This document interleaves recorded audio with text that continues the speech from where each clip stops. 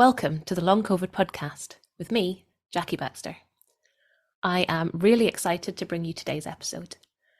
Please do check out the links in the show notes where you can find the podcast website, social media and support group, as well as a link to buy me a coffee if you are able. You should not rely on any medical information contained in this podcast and related materials in making medical, health-related or other decisions. Please do consult a doctor or other health professional. I love to hear from you. If you've got any suggestions or feedback or just want to say hey, then please do get in touch. I really hope you enjoy this episode, so here we go.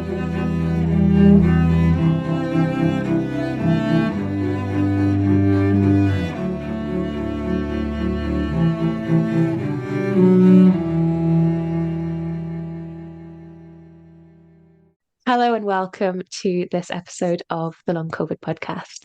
I am so delighted to be joined today by Natalie Gould, who is here to share her recovery story. So, as with all recovery stories, this is inspiration, it's ideas, it's maybe reinforcing hope and belief that however bad things are, that it can get better. So, I'm really excited to hear what worked for you, Natalie. It's lovely to have you here today. Jackie, it's such a pleasure. You were a voice in the darkness for me, and the first recovery story I heard was on your channel, and it made all the difference in the world for me. So I'm just excited to be able to be on the other side and being able to pass on that good, hopeful news to other people. Wow, that's amazing. So, how wonderful that you have come full circle and that you're now here to share your story. I absolutely love that. So before we get kind of into this and the story and what worked and what didn't and all that, can you just say a little bit about yourself and what life was like before you got sick? Like many people, I didn't realize it, but I was in a dysregulated, high alert nervous system state before getting ill. I couldn't see it for a very long time, but now that my nervous system's back in a calm state, I can see the difference. But I had a good life, a great life. I live on a little farm, 2.33 acres, next to the land that my grandparents owned. So I have aunts as my next door neighbors. I had at that time my cat and a chicken, and I just enjoyed life on this lovely farm and my neighbors. I got sick in July 2021, so the pandemic was still going on, but things were just opening up, which felt exciting. But I can see that my subconscious probably didn't quite trust that things were okay. And I worked remotely for an Italian company. I was the CFO of a micro multinational, so kind of high responsibility job. Even if it was a smaller company, it was pretty intense. I worked probably only 40 hours a week, but what I see now is I wasn't in front of the computer more than 40 hours a week, but my mind was working on it all the time, and kind of a lot of pressure I put on myself to do a great job there. I loved my farm life. I had a hobby of swing dancing, and I couldn't do that very much. But a week before I got sick, I went out for the first time, and it was such an exciting night to be out dancing again after a year and a half. And so I was really looking forward to my world opening up again. I was fully vaccinated, and I just felt like, yes, this is it. And then I got sick. Yeah, and it sounds like, everyone's experience here is different. But when you got unwell, was just as a lot of people were kind of like, oh, thank goodness that's all over. That sucked. Things are opening up and the world is going back to normal and we're hey. And you were sort of thinking that until you weren't. Until I wasn't, yeah. Can you kind of talk us through that kind of initial illness a little bit? What did that look like and what were sort of your main symptoms and yeah, that sort of thing. Yeah, I definitely was in that phase. I was very hesitant and I tried to do a couple little things, but I was not in a rush. And I finally, at the end of June, decided I'm just, this is it. And you just have to go forward. And I did, I had such a good time for 2 weeks. And I saw family and I went out that night dancing and I had this really good time. And then I got COVID and I consciously was very concerned about having passed it on to friends who had kids who weren't vaccinated or a friend who had chosen not to be vaccinated. And so I had a lot of fear about that, but consciously I thought I had heard of long COVID. I had a friend who had it, but I didn't know enough then. I thought, well, it's about the severity of the illness, right? So the vaccine will help me there. But I had a mild illness. And once I knew all my friends were okay, I relaxed into it. I just slept and was really tired for 7 days. It was not the worst flu, like the flu I'd had, been much sicker in my life. But about 7 days in, like I woke up in the middle of the night and my heart was just racing. And it felt like, I'll probably talk about it more, but one of the things that I now know influenced it is I had unresolved trauma from wildfires and that had taken place in my community from years before. And I had felt that sensation of the heart, like a panic attack before, but it was very odd because I didn't have the mental part that came with the panic attack, right? It was just my heart was doing it alone. And I was calm in my mind. And I thought, well, that's strange, but no big deal. And then as the days went on, I just didn't get better and more symptoms started accumulating. So I tried, as in any other kind of illness, to really slowly start. I had another chronic illness, psoriatic arthritis, and I had been living with that for 16 years. I had it well managed, but I knew that like stress and worry exacerbated those symptoms. So I assumed that I needed to be as calm as possible and slow and to pace myself to recover. But even in my slow pacing, what I thought was slow pacing, but long COVID taught me I didn't know anything about what slow was. I just spiraled down. So doing the same amount the next week got harder to do, and I was trying to build, and I was just actually getting worse. So in those first 6 months, I just spiraled pretty quickly down. I was still trying to do work from my bed because eventually I couldn't sit upright. So some of the symptoms would be chest pain and palpitations, a pounding heart and tachycardia, really disordered sleeping, insomnia that was really severe. And looking back on it now, I don't know why I didn't ask for something for that because that was just making it worse. I had a lot of so orthostatic intolerance or POTS was kind of my strongest symptom. I didn't feel like I had fatigue, but I just couldn't do anything because of how bad I felt after I had been sitting or standing. So by 6 months in, I pretty much had to be flat for the majority of the day. I could be up for 5 minutes at a time, but then it would take me an hour and a half to resolve the symptoms from those 5 minutes. So I slowly pieced together from some different YouTube channels this overlap with chronic fatigue syndrome, POTS, and fibromyalgia. So within 6 months, it was clear to me that it was nervous system related. However, I didn't really know what to do from that. So I felt like they were all the same thing because I looked at their symptom list, but I was able to stabilize myself with that language, I mean, with that knowledge. But for another year, I was in that severe state, still working, which is bananas to me now because I had severe cognitive impairment, sound sensitivities, and I started each day feeling kind of okay.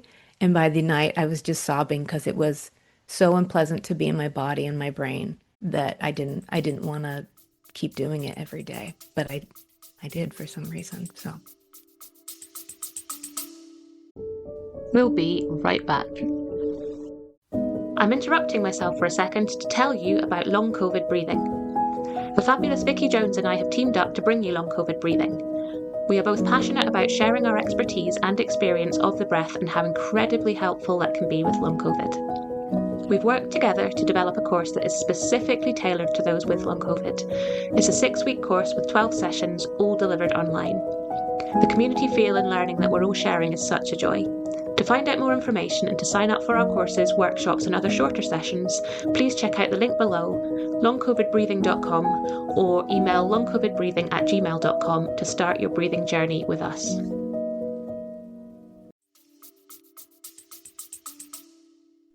Yeah, and it's amazing, isn't it? You said, looking back on the sort of the continuing to work despite how incredibly unwell you were. But like I can really relate to that. You don't feel like you have Yeah, a choice. Um, or for me, it was like the one thing I had right. left. I can't do anything else. This is one thing that I can, even though I really couldn't actually in hindsight. So it's really like hindsight is incredible, isn't it? Looking back on that, like I definitely have some kind of like, what was I doing? Moments of like, Yeah, and I had to offer myself a lot of self-compassion because I finally left 2 years in, and I finally left when I was actually starting to get better, which I didn't understand that. I just thought, why did I finally realize it now? And with time, I was able to forgive myself for that because one, we have these personality patterns that we totally unaware of, subconscious coping patterns, and then the illness itself we can't think straight. So, of course, we're not making great decisions. And there's a lot of fear, as you said, of like, this is the only thing I have. And also, I couldn't acquire new knowledge, new information, learn new things very well. I had severe cognitive impairment, but I could kind of, not well, kind of do my old job because my brain already knew those people, knew the system. But the idea of having to learn a new job was terrifying. So I just wanted to hold on to this for like financial reasons. I just heard all this news. I Googled long COVID news every day, and it's doomsday. I didn't think to ever until I heard your podcast to Google long COVID recovery. Right? I just kept Googling long COVID news, and the news was not good. Like, the news reports that people's brains are shrinking, and all this bad news. And I thought, if I can't get better, I need to hold on to this job because people are being denied disability claims. My doctor's offering me nothing. So it was just this fear of holding on to it. So I think if you get to a point where you finally realize, like, what have I been doing? Allow yourself the space to forgive yourself for that because you were just doing the best you could. And people around you have, no matter how much we try to explain it, I don't think that someone can really understand what you're going through until they've experienced it. So I thought I was telling people how severe I was and subconsciously figuring they would then try to help me.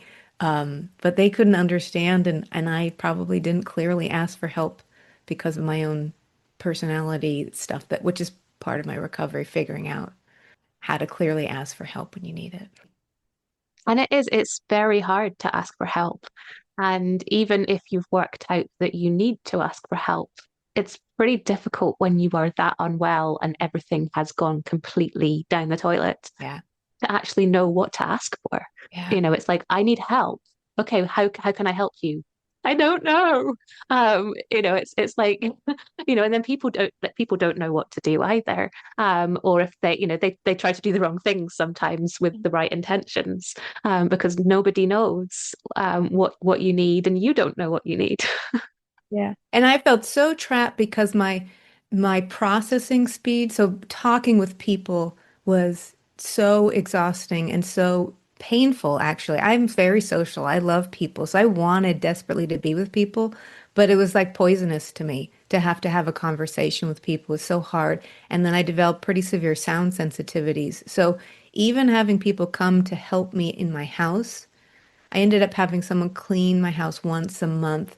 And the time that she was there for 3 hours, I tried to sit outside if the weather was okay, but just her being there and the sound of the vacuum cleaner, it almost made it was was grateful for the having the clean house, but the trade-off was almost like, is this worth it or not? And so I felt really trapped because asking for some help it didn't feel like it was beneficial. I asked people who deliver because I couldn't cook for myself. So friends to just please drop it on my porch food for me and don't and just message me like I can't talk and that sounded very strange to people, I'm sure. And also that could you please bring me like 5 to 10 meals, not one meal at a time because the effort to go, arrange it, the time and pick it up and put in the fridge, I'd rather do 10 than have to do that. I couldn't do it every day to have food delivered to my house. So, yeah, it's a very trapped place even when asking for help, even when I got beyond my ego or pride, like it was, I didn't know how to get help because people staying with me, they tried to do that and eventually got easier, but that felt just as painful as crawling on the floor for me to get food in the microwave on my own. So, Yeah, it's such a difficult one, isn't it? Because, like you say, there's that trade-off, that kind of balance of, it being difficult enough to ask in the first place. And even once you've got over mhm. that, kind of hurdle, it's, okay, knowing what to ask for, but also making sure that the people who are willing and able to help know exactly what you need, because otherwise a helpful helper becomes an unhelpful helper. And they actually end up making things worse, even though they have the best intentions. And then you end up feeling guilty. Such a delightful spiral. Oh, I know, it's wonderful, isn't it? Um, so you said that I think around about the 6 month mark, and you'd sort of worked out, okay, there's something hinky with my nervous system going on here. But it took you some time to Mhm. kind of work out what to do about that. So what did that Yeah. kind of look like? What did you find that helped you? And maybe things that you find that didn't help as well. I didn't really pursue any medical interventions. I wasn't offered anything from my doctor, and I listened to different things people were doing. And I like with oxygen, hyperbaric oxygen, and and I wasn't willing to spend the money on it unless I knew, and more so, the energy of even getting to these places. I wasn't leaving the house. I was housebound. And so to do any intervention, I really felt like I had to have some kind of belief of why. And so I listened to reports and people would do some treatments and it would just, the benefits seemed to be short term, but not long term. So I didn't try a lot, but I did definitely change things with pacing. I thought I knew how to pace from this other chronic illness, but I realized it was a much smaller pieces that I needed to do and taking micro breaks of things. And so I was able to kind of stabilize. So I think that's the other thing is I was so unaware of how unwell I was. When I finally left my job, I said, I'm about 65%. Within a few months, I realized, no, you were at 30% then.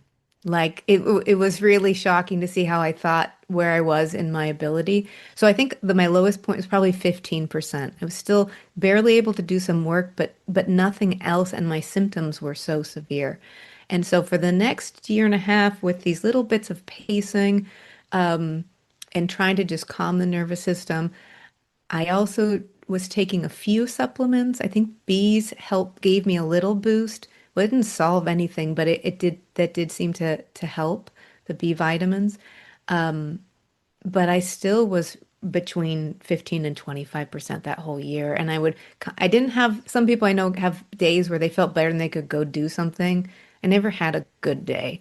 But I definitely, so my ups and downs were just very low level ups and downs. And it was hard in its own way because I couldn't see any progress and it was just miserable. So in that first year, at least I got some things stabilized. And I think that was helpful. But new symptoms the brain symptoms got worse, I think.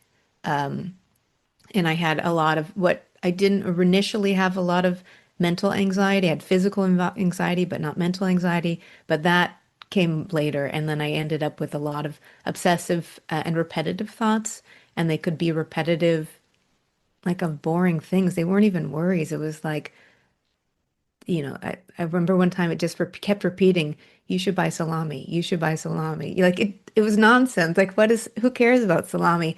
But I couldn't stop my brain from just doing that loop. So that first year, for a year and a half, very little. In the fall, however, I couldn't get my doctor to kind of give me advice. I think they're just afraid because I didn't know. And so I just decided on my own to take low dose aspirin because I had a sensation of feeling in my lungs. Often it felt like I had just run, like a burning sensation. And I said, "Oh, this seems like it could be a low ox, this clotting theory. And I got a boost from that. I don't know if it's placebo though. But whatever happened is with that boost, I decided, and I think this is a key learning point, to reinvest whatever bump you have into your recovery. And so I thought, I had been listening to a couple YouTube channels and I thought maybe there's some other channels out there. And so in December 2022, I found a couple podcasts and started listening to them, including yours. And I listened to a couple, I remember, on creativity and your end of the year summary. And then as I went backwards, I got to one that was done in October of that year, in January, and that was Joanna. And I identified with her story, and she did the ANS Rewire program, and that matched what I thought the root cause of the illness was, but I just didn't know what to do about it. And so that it took me 6 weeks. I doubted about paying an online course and from some guy in Australia, right? But I watched enough of his recovery videos that I just decided it's not that, it wasn't thousands of dollars. His program is a few hundred, and to just try that. So that really was what, even though I made some progress before that, really here in the recovery, getting the belief that I could get better, starting the program, seeing some evidence of improvement, and it still was very little between February and June when I left my job. Still was probably only 5%, but it was much faster than I had experienced. And once I had the belief that I could get better and the evidence that it was happening, it allowed me to finally see that staying in my job was just keeping me in a what I'm going to call a red zone. My nervous system was always overtaxed, and that I wanted more than anything, even if it meant selling my farm, which I love, like getting better. I could do it, but I needed to give myself the space to do it. So that belief element, the tools that I learned from the program, as well as things that I adapted later, mattered, but that belief and seeing the first evidence really made the difference. Yeah, I mean, finding that first thing or that first kind of evidence that things can get even a tiny bit better is such a powerful moment in recovery, isn't it? I mean, I talk about this all the time. You know, for me, it was breathing. For other people, it's different things. But you know, when you find a tool that actually works, Mhm. you know, it's probably not going to fix everything all in one go, but it works. It helps you. It makes you feel that little bit better, or it helps diffuse a situation that maybe you wouldn't have been able to diffuse without it. You know, you prevent that crash or you come out of it a little bit quicker. It's like, wow, it's amazing. And I'd love to hear a little bit more about the ANS Rewire. I mean, we've had Dan on the channel. Other people have mentioned it as well. And I haven't personally done it, but he described it as kind of a mix of education, so understanding of kind of nervous system regulation and of brain Yeah. retraining. Um, but it would be lovely to hear if that is actually true, and kind of what your experience of it as someone who used it was. Yeah. And I want to say, and if Dan ever hears this, maybe he'll laugh. I didn't realize I had a pride that I needed to get through. So when I first started the program and I thought, oh, the video quality isn't very good, and I got embarrassed for having taken it. And this is just ridiculous, but it's okay. It's what I thought. But I decided I decided I'm someone who likes programs. I like to do checklists, and what the program is delivered. Maybe they're 15 to 30-minute videos delivered once a day. And this was really important. You can't skip ahead. It's just one little segment a day for maybe about 30 days. Those first segments come through. And I think this is really well designed. And for my brain, I couldn't take in very much. And so to have those little segments delivered, and it's right, the focus first is on education to really understand the root cause of the illness as he theorizes, and maybe my theory is now slightly different than his, but it's still essentially the same, and that it's a dysregulation of the autonomic nervous system, probably involving the whole limbic system as well, and that I guess that education piece.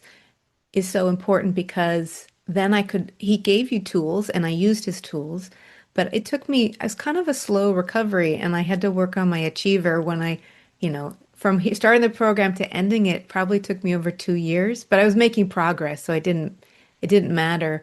But at first I was kind of wanting to be like, the superstar student. A plus student. I know exactly. I'm going to show, and then I can tell everybody. Well, now I get to tell, but it's 2 years later, I was a slow learner. But the fact that it focuses on education and the why I think is so important because he gives you tools, but then I could start collecting other tools. I later in my recovery, when I needed to not be so focused on symptoms because at some certain point I am aware of the symptoms and I was using his rewiring process to calm my system.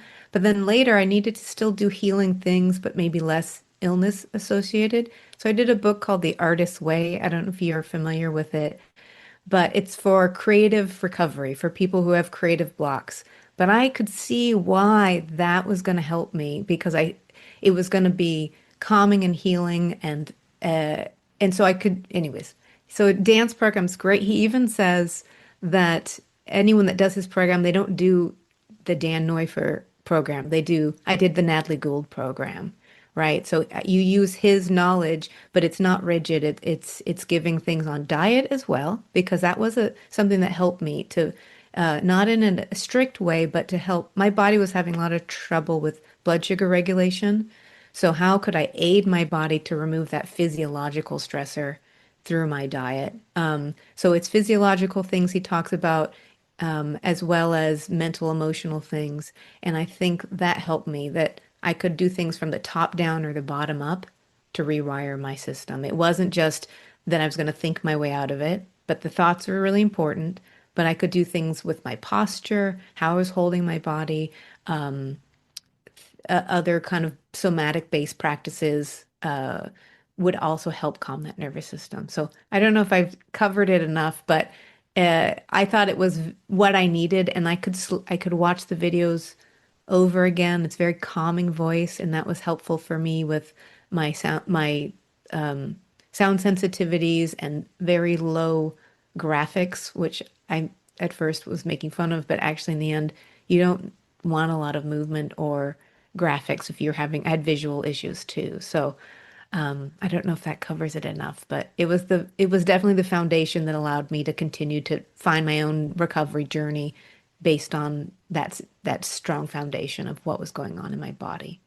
So it sounds like that program gave you kind of knowledge and understanding. So you were able to understand what was going on in your body. It gave you some tools to kind of Mm, get you started.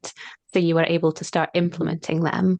And then you were able mhm. to kind of, because you had that understanding, you're able to go off and freestyle, and make up some of your own or, add to your toolbox of practices with other things and sort of increase that kind of learning or understanding or whatever you want to call it. I like that freestyle thing because one of the concepts I realized was so important was how play and fun can impact your nervous system. And so if I could make my recovery playful, I realized that's going to help my nervous system be calmer. In fact, Dan has a thing that he calls like it's like we're retraining a frightened puppy. And I kind of loved this analogy.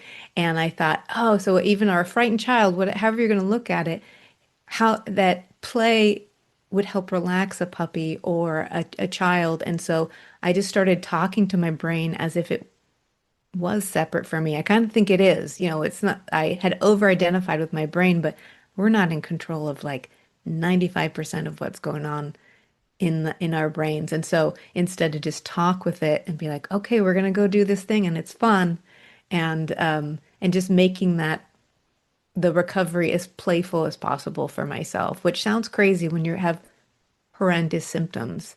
But there are little ways that I could like incorporate a sense of joy, play, and fun into those moments. Yeah, I love that. I mean, I'm a very silly person, so I'm all about play and fun and silliness. And I agree with you, when your entire world feels like it's fallen apart, and someone says, "Oh, just crack a smile or just have a laugh or, see if you can make it fun." And you're like, well, you're not going to really be on board with that. But actually, there are ways of doing it, but it's got to be Mhm. very personal because I think, Yeah, fun and play is a very personal thing. yeah, And it, depends on maybe who you have around you or what you enjoy doing or what you're able physically to do. But I agree, this idea of play. Play is amazing, and so is creativity, which you mentioned as well. yeah, It's such a powerful thing. And, again, there's overlap there too, isn't there, between play and creativity? Um, exactly. and certainly for me, as a musician, I'm a creative. Mhm. Um, but as a trained musician, like my perfectionist came in, oh, well, if I'm going to do that, I have to do it perfectly. Therefore, creativity doesn't work for me. Um, so it was finding a way to do creativity badly and be okay with that. And when I did that, it was surprisingly liberating to be creative for me rather than to be creative for other people, which is effectively what you do when you're a professional creative. um, and it was quite a nice way of being able to let go, right? Yeah, and definitely challenging. What Dan had pointed out these like stressful thinking patterns, and the first time I heard them, I picked one like I had like it was a personality test. And then I re-listened to them and like, oh no, I have all of those. So like the controller, the perfectionist, the helper, the worrier, and the achiever. And so I started recognizing when they were coming up and talking to them like characters. And definitely when I was creating, I saw that perfectionist coming out and saying like, no, what we're doing now is we're going to waste some art supplies. Or, that was the going to be because of my achiever, like these goals, right? So I started setting goals that I knew would help me. And so, but I really know with meditation too, I would say really helped too, because then I could get some distance between my thoughts. So one of the things that was very memorable is I did a recovery collage. And I was on the floor, and it took me a week to do it, just because I just get so tired. But cutting out these images and putting them on the paper, and I was just trying to enjoy it. And I'd have these thoughts that kind of say, "Is this how you should be spending your energy? Like you can't even cook your own." I was still relying on people to cook my own food. And I had to keep telling my mind, like, no, this is exactly what we need to be doing right now. And to just let yourself, I realized through this process that I had just this exaggerated sense of responsibility of taking care of other people and being a responsible person. And so a friend in Germany, I told her about how I was talking to these stressful characters who I now like talk nicely to, like, hello, helper. I see that you're trying to help me, keep us safe, but this is okay. We're gonna take care of ourselves and not other people. So I told her this, and she suggested I also create characters for who I wanted more of in my life. And this became so fun. This was quite late in my recovery, I would say, so it wasn't in those very early days. But then I just would say like, perfectionist, the playful child's here and she gets to lead right now. And I would literally just, it became a play and it sounded silly, but I just talked to them and I had, because I'm a rule follower, I created one that was the rebel. And so in the rebel, like returned library books late. And this was like for me a really big rule. We don't even have fees anymore for returning books late, but I gave myself opportunities when I felt a little panic of, oh, I'm breaking a rule. And thought, no, this is the rebel. She gets to have a time. So just doing things like that. And I did so many things. I still do them, to keep that playful, relaxed spirit and to not take myself too seriously. But yeah, the perfectionism, my creativity before was very perfectionism oriented. And now that I have worked on it, I actually found that my creativity is better because I've allowed myself to be, I'm going to write. So one of the things I let myself do is decide to write a book. And when I left my job, I had to have something to say, I'm doing this. And I said, I'm going to write a book while I'm recovering. Well, I couldn't really do it for 6 months, but I allowed myself to do that and learn to really relax and just let it be. And my first goal was to write an adequate book, like rather than like the best book ever. And that freed me to do it in a fun way. And the book's coming along. I think it's a pretty good book, and I'm excited about that. But allowing ourselves to use creative projects to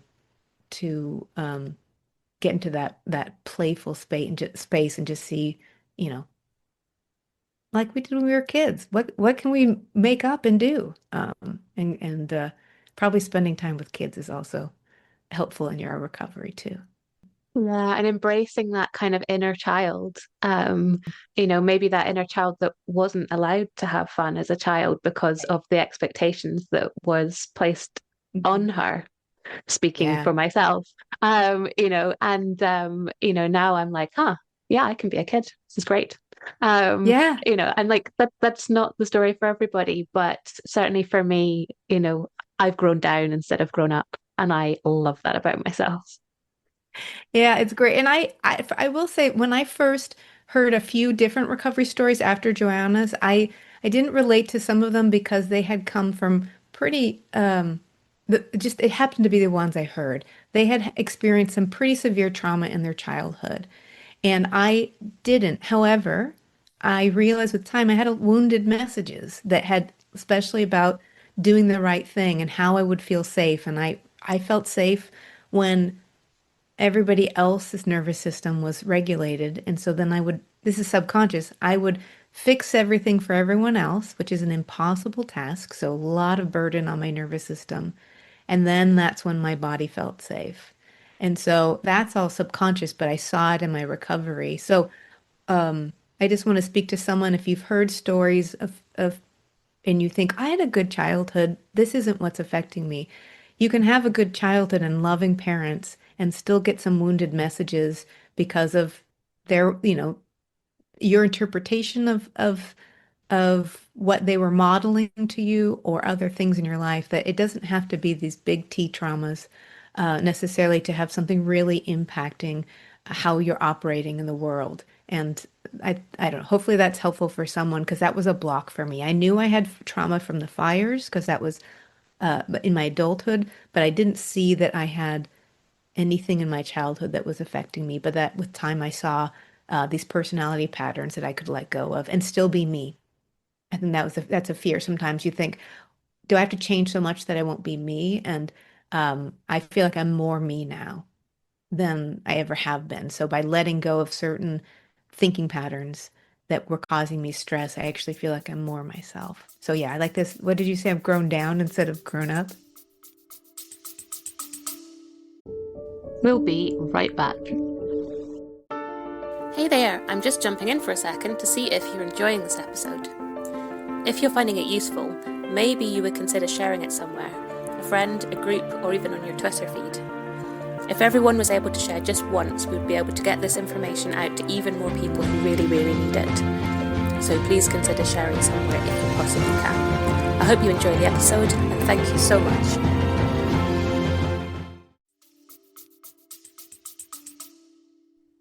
Yeah. And I think, that's such a good point about, things that happen, it could be little things. Mhm. And actually if we are able to let go of some of those patterns are things where we are basically trying to be someone that we're not because we think we should in order to be safe. So actually, as you say, the more that we're able to let go of some of these patterns, if we have them, the more authentically us we're actually able to be, and then we don't waste all our energy trying to be someone that we're not. So that was a total light bulb for me as well. And it's still work in progress. I'm going to be honest. I'm not perfect, and I never will be. Um, so yeah, it's fascinating, isn't it? I think when we kind of dig around in there, what we can find. One thing that helped me with that meditation helped to distance thoughts, but also paying attention to sensations in my body. And I remember I had these like obsessive thinking about things going wrong on my property, and my mind would just loop on it. And as I started listening to this, realizing sensation like this tree, I just decided this big tree was dying, and it was my fault. I hadn't watered it and I should have watered it. And, so many shoulds. But I realized the sense in my stomach when I thought the tree was dying was like a little, when I was a little girl and I thought I was bad or had done a wrong thing. And so by kind of paying attention to how, where the reaction to certain things happened in my body, I started to piece together like, oh, this is this wounded child of like, I've done a wrong thing and it's my fault. But this tr the tree, by the way, is totally fine. There's nothing wrong with the tree. Oh, I know. It was a really important tree to me. Um, but just to try, kind of also listen to how your body's reacting or tension in my shoulders. When was that happening that I was tensing up and kind of seeing what that might say about some old patterns? So the meditation for thoughts is important, but also noticing when my body was reacting to certain situations and why that might be. Yeah, what are those messages telling us? And it's really hard to decipher them sometimes. And sometimes it's really obvious. Um, but yes, yeah, absolutely. And I think, the more we do it, the more we practice it. I mean, the reason we call it a practice is because we have to keep doing it in order to get better at it. So yeah, it does get easier. And we still misjudge it sometimes. I mean, I still misjudge it sometimes now, but the consequences are slightly less catastrophic than when I was ill. Yeah. Um, Yeah. but the body still sends messages. So you've talked a lot about the things that kind of helped you. What did it look like, that kind of final move into full recovery? So how did you know that you were finally recovered?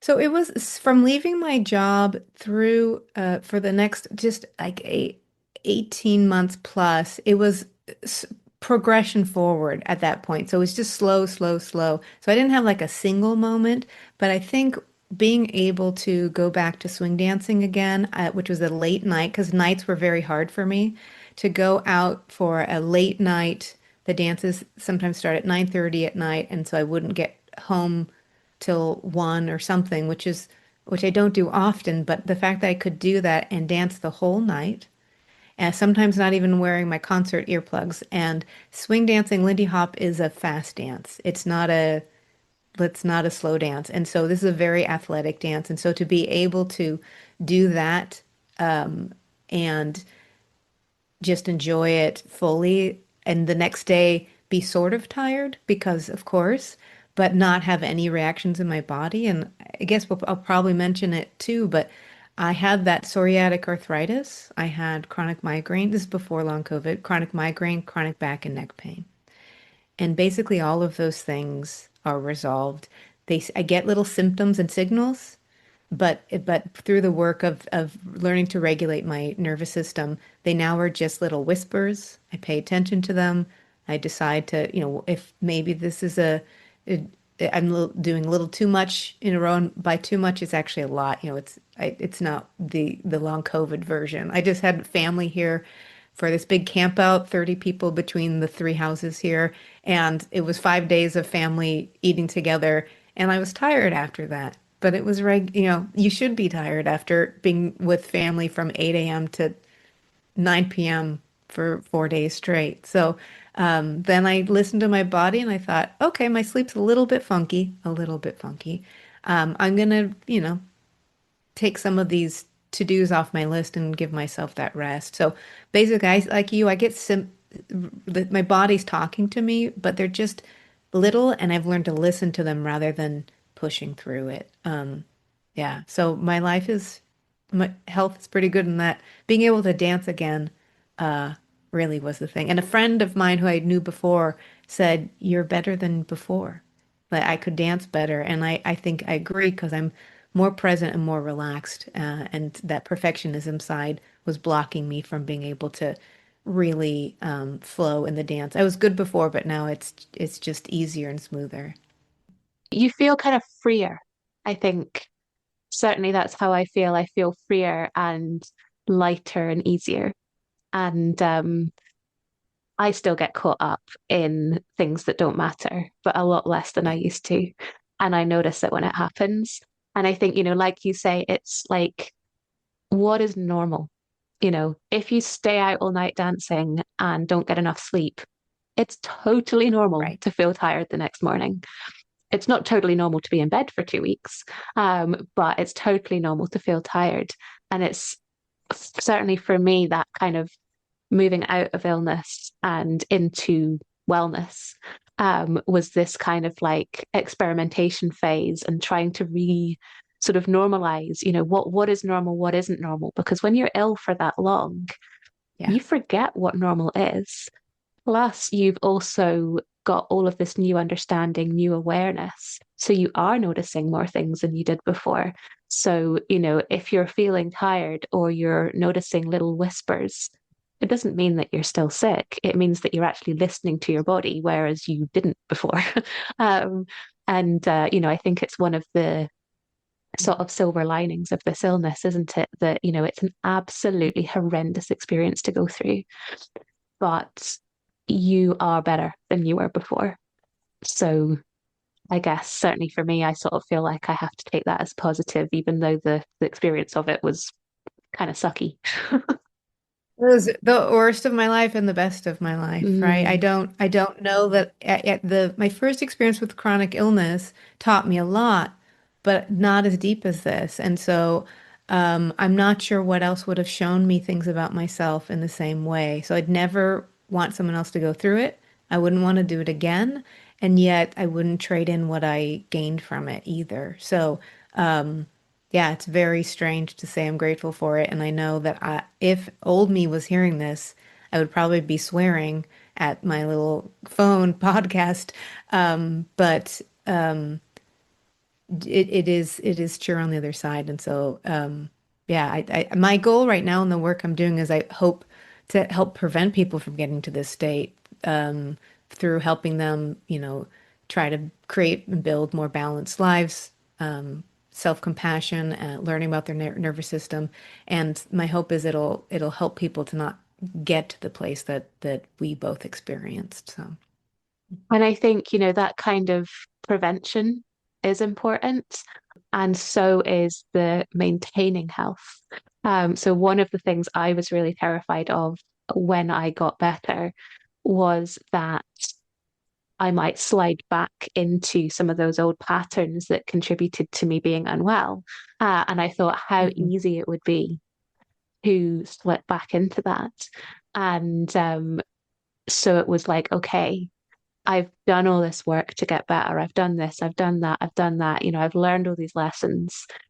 I need to build the life that sort of supports me, the life that I want, what's important to me, and making sure that I do maintain that health. Now I've managed to get it back. And I think, that's kind of, like you were saying, prevention, maintenance. I think they're quite similar, aren't they? I agree with that. Yeah, and I wanted to say that I did a lot of practices in my recovery, and I still do a lot of them, but I don't have to do them every day. I didn't do meditation every day that my family was here, and it was okay. I still go back to those practices though. So to know that you're not, I don't know what it's going to be like for everyone, but I'm not the same that I was before. But I enjoy the practices and it enriches me too. So it is not a like a pill that you're going to take and then you're just fixed and you go on. It is a life change too. So that the maintenance, but maintenance sounds kind of like hard or something like it's broken, but it actually is a joy for me to be noticing these things and continue the practice. I guess that's a nice word that's used for meditation too, a life practice to keep ourselves in health. Yeah. Yeah, absolutely. And knowing as well that when life does get stressful, because it will, that we have those practices, those strategies that will support us, and knowing that actually we are more resilient as a result. So we will surf life's waves rather than getting overwhelmed by, overwhelmed and sinking, for sure. Um, so I guess finally, what advice would you give yourself now? So, with that benefit of hindsight, what would you tell Natalie from when you were still unwell? I guess, just going back to that inability to let go of my job, just so you can let go of more than you think you can. and that it will, you get kind of your mind stuck into certain ways of doing things, but you can get better. And so have that willingness to just really let go, and trust that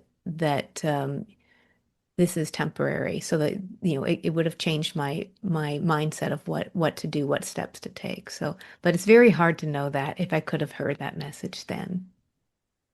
Yes, and I definitely think, what if I were to ask myself that question, I would give myself all sorts of great advice. Would I have listened to it back then? No, no. Probably not. I think certainly for me, I think sometimes I had to make all the mistakes that I made in order to learn from them. But, I think some of it I maybe would have listened to, just not all of it. And maybe I would have been in the back of my mind, and then it came out later. I'm like, oh, that I now, which happened with certain things, that I understood things. I did want to share one more thing, Jackie, if that's okay. As I mentioned before we started recording, I have so many things that I wish I could say here. And even as I'm writing my book, which is farm stories, but it talks about also my recovery. But I have started a Substack that has farm stories, but also some of the things that help me in my recovery, and it's free. It's once a month. And so, there are some programs are very expensive, but there are resources out there like your channel that you can do a lot without having to spend a lot of money. So I just wanted to offer that. It's a free resource that I think is enjoyable, and I'm recording it each month so that I knew I couldn't look at screens very long. So if that's something that might be helpful for people, I talk about my characters in one, those stressful characters and how I use them. And this last one was a bit on meditation, but I just want to give that as one of the things that I hope will give back to the people who have, sort of pay it forward to those who have helped me.